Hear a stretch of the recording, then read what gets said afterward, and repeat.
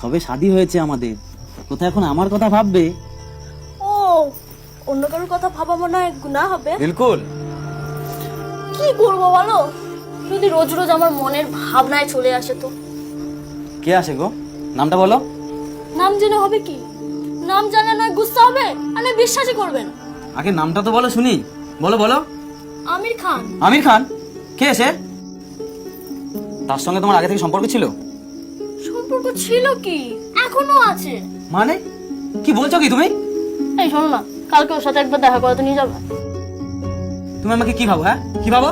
কি ভাবি? শোনো ভাবি, তোমার মুখে আটকালো না? তোমার সঙ্গে আমার শাদী হয়েছে আর তুমি ওর কথা ভাবছো? কি করবো বলো, সে প্রথম দিন থেকে ওর সাথে আমার সম্পর্ক আছে। ওকে আমি প্রথম দেখাতেই ভালোবেসে ফেলেছিলাম। আমি ভাবিকে গিয়ে বলছি তোমার সঙ্গে কেন আমার শাদী দিয়েছে। আরে আরে, বসো বসো। সবসময় শুধু ভাবি ভাবি ভাবি ভাবি আর ভাবি, এর মধ্যেও তুমি ভাবি কেটে নেওয়া। আমি যার কথা বলছি তার নাম শুনে তুমিও খুশি হবে। কে? আরে হিরো আমির খান। ও, ফিল্ম স্টার। হ্যাঁ। এমন করে বলছো? এই শোনো না, কালকে একবার ওর সাথে দেখা করতে নিয়ে যাবো। আচ্ছা ঠিক আছে, আমি ভাবিকে গিয়ে বলি যদি যায়। এখানেও ভাবি? ভাবিকে না জানিয়ে তো কোনো কিছু করি না আমি। তোমার লজ্জা করে না? তুমি কি দুগ্ধপোষ্য শিশু?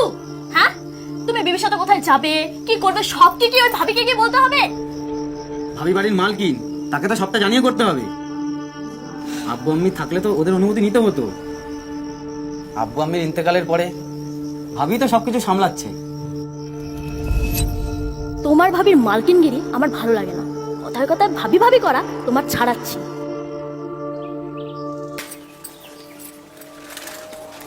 এই না, এটা কি পড়েছো? কেন, এটা কি আছে? একদমই ভালো লাগছে না। সাবিনা তো বললো। তুমি ওকে দেখো আর নিজেকে দেখো, মনে হচ্ছে যেন মালকিনের সঙ্গে একটা বাড়ির কাজের লোক যাচ্ছে।